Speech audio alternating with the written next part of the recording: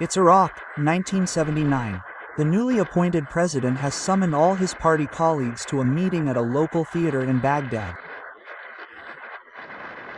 His name is Saddam Hussein. He's officially in office for less than a week, and now he wants everyone to know.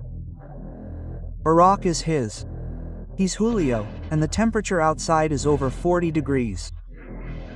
The hall is stifling. The air is still and heavy, extremely hot. Saddam is center stage. He's in no hurry.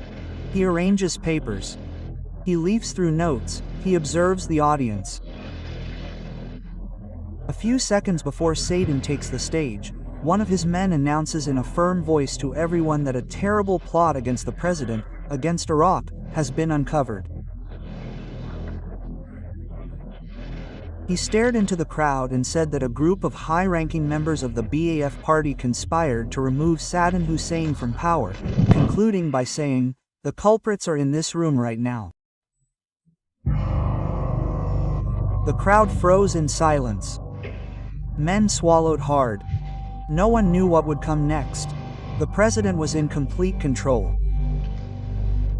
Saddam called a man to the stage, tall, thin, middle-aged. He walked slowly down the aisle.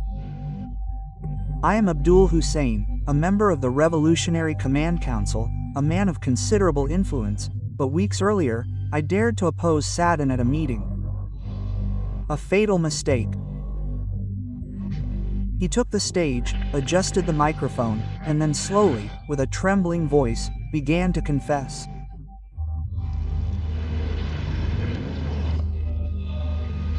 He spoke, saying that he was responsible for the plot to overthrow Saddam, that he tried to convince others to join him.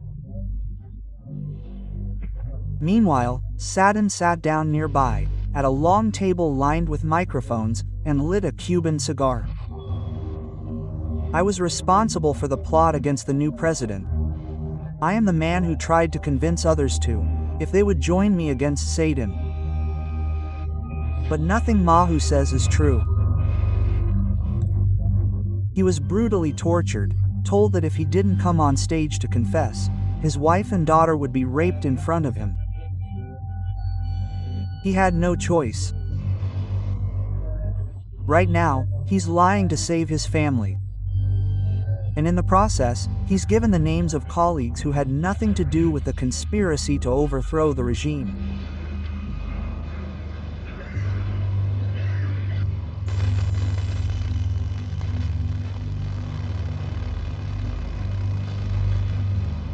After finishing his speech, Saddam returns to the microphone.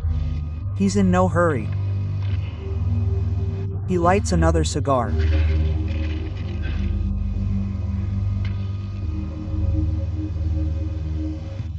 He asks everyone in the theater what means we should use against these traitors.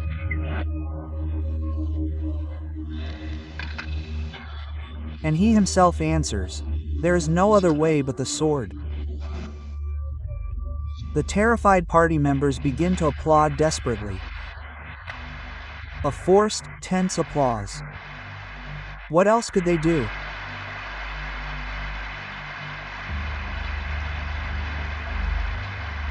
Then Saddam gives an instruction to those gathered. "When I read your name, stand up, recite the party slogan, and leave the room." One by one, the names are called. The men stand, recite the slogan, and are led to the door. No one says where they're going, but they probably had an idea.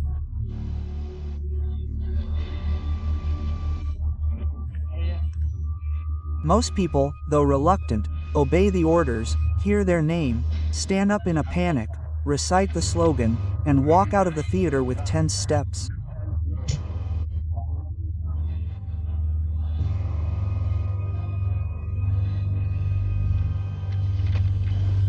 One man, however, is clearly confused after his name is called. "I didn't do anything."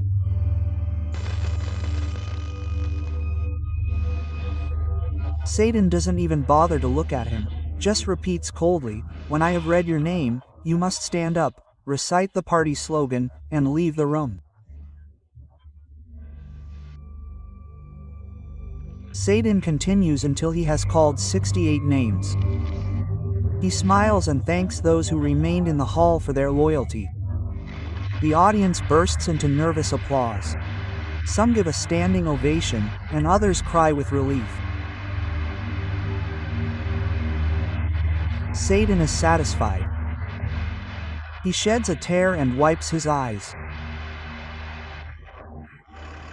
Outside, all the people who are called are taken in trucks, straight to prison, without goodbyes.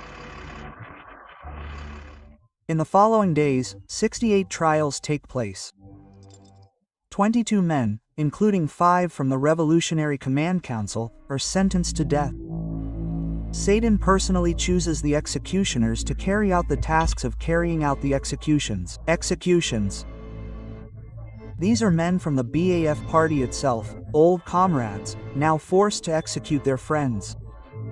None of them are professional executioners.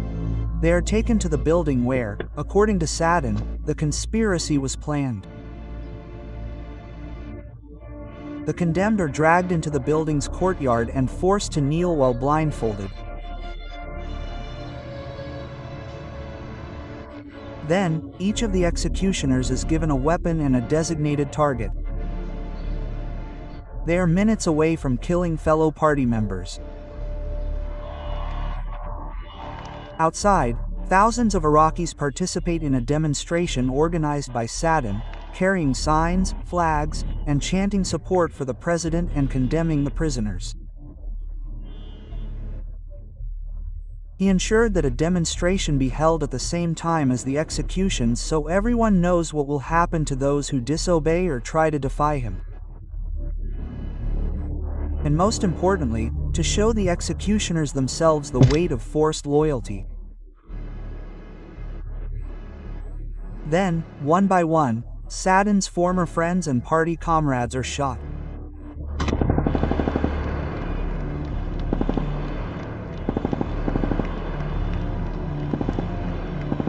Some executioners, so nervous and frightened, miss the first shots.